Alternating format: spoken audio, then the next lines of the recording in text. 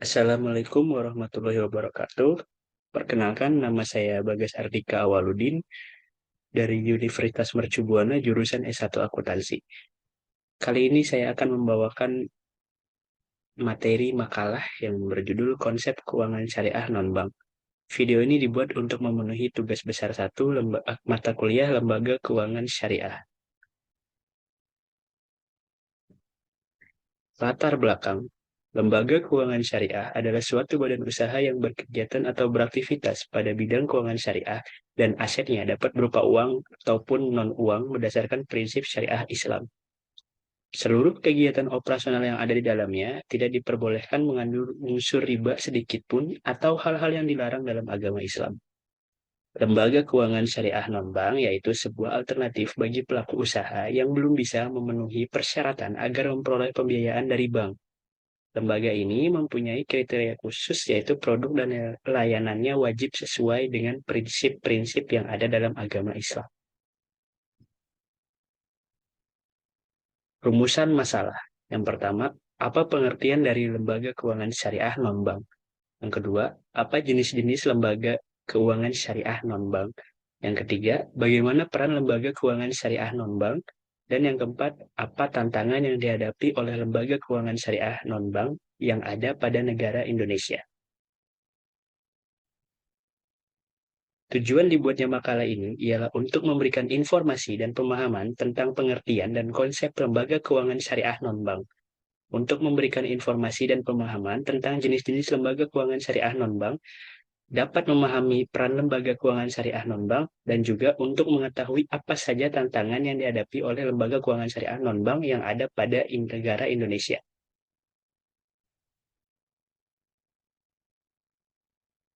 Pembahasan yang pertama, pengertian lembaga keuangan syariah non-bank.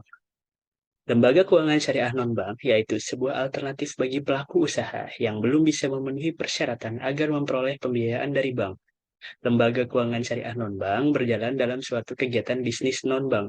Lembaga ini tidak memiliki lisensi bank, akan tetapi berjalan sebagai suatu lembaga keuangan yang bisa menerima dana dari masyarakat atau nasabah dan dapat melakukan kegiatan investasi dengan cara yang sesuai dengan prinsip syariah dan halal. Lembaga ini juga mempunyai kriteria khusus yaitu produk dan layanannya wajib sesuai dengan prinsip-prinsip yang ada dalam agama Islam. Transaksi yang dilakukan dalam lembaga keuangan syariah non-bank juga harus bebas dari riba, maisir, dan gharar. Lembaga keuangan syariah non-bank juga tidak luput dari pengawasan Otoritas Jasa Keuangan atau OJK. Dalam hal ini, OJK memegang peran penting yaitu sebagai regulator dan juga sebagai pengawas di industri keuangan non-bank syariah. Lalu yang kedua, jenis-jenis lembaga keuangan syariah non-bank. Yang pertama, ada asuransi syariah. Asuransi syariah adalah upaya untuk melindungi dan saling membantu antara pemegang polis atau peserta yang dicapai melalui pengumpulan dan pengelolaan dana tabaruk, yang merupakan model pendapatan untuk menangani resiko tertentu dengan menawarkan kontrak yang sesuai dengan prinsip syariah Islam. Yang kedua, ada pegadaian syariah.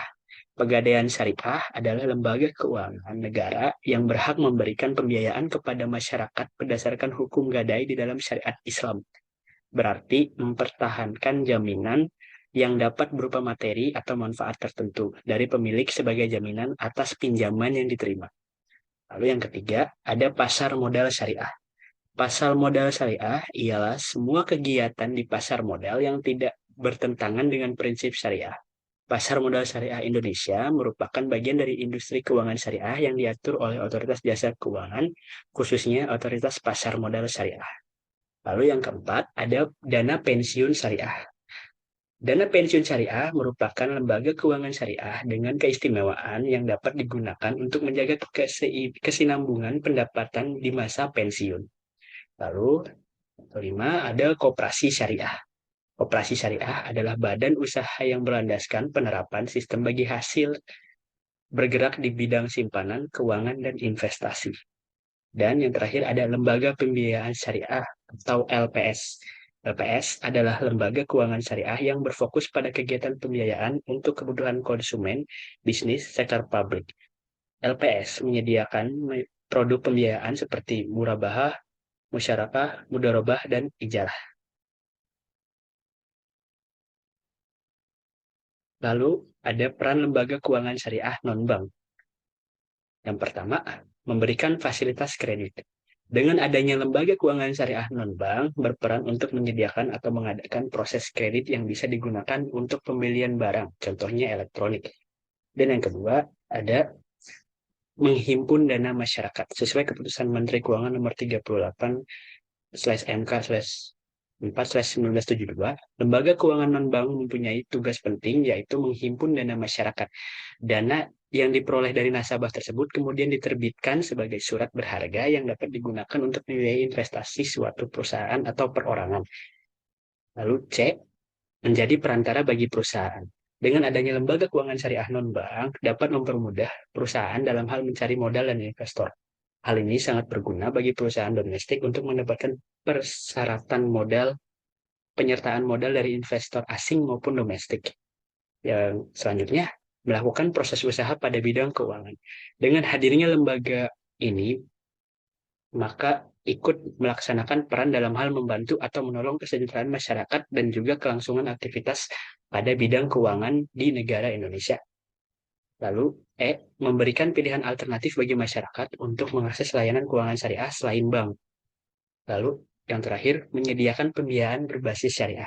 Dalam hal ini, lembaga keuangan syariah non-bank menyediakan berbagai produk pembiayaan seperti pembiayaan mikro, pembiayaan modal kerja, dan pembiayaan investasi yang sesuai dengan prinsip syariah.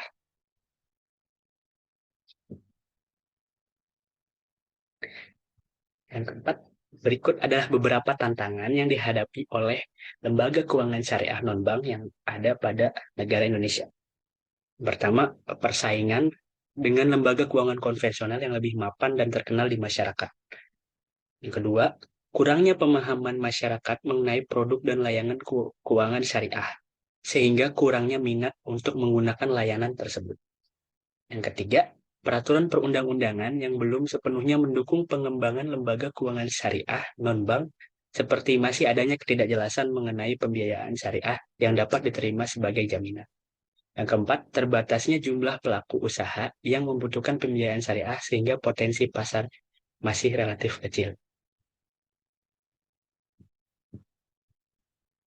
Kesimpulan, setelah menganalisis dan meneliti konsep keuangan syariah non-perbankan, dapat disimpulkan bahwa konsep ini memiliki potensi besar untuk pengembangan industri keuangan syariah yang lebih inklusif dan berkelanjutan. Konsep keuangan non-perbankan syariah mencakup berbagai produk layanan keuangan seperti reksadana syariah, asuransi syariah, dan lain sebagainya. Keunggulan konsep keuangan syariah non-bank adalah menawarkan akses keuangan yang lebih mudah pada nasabah atau masyarakat, terutama pada mereka yang tidak dapat memenuhi persyaratan yang ada pada bank konvensional. Selain itu, konsep ini juga dapat meningkatkan kelestarian lingkungan dan sosial karena mendorong investasi yang lebih bertanggung jawab dan berkelanjutan. Akan tetapi, ada beberapa tantangan yang perlu diatasi agar dapat terus mengembangkan konsep keuangan syariah non-bank yang ada di Indonesia ini. Tantangan yang dimaksud ialah masih kurangnya pemahaman dan kesadaran masyarakat terhadap produk dan jasa keuangan syariah, serta regulasi yang belum sepenuhnya mendukung perkembangan keuangan syariah. Berikut adalah daftar pustaka yang saya gunakan untuk mengerjakan makalah ini. Sekian dari saya, kurang lebihnya mohon maaf. Wassalamualaikum warahmatullahi wabarakatuh.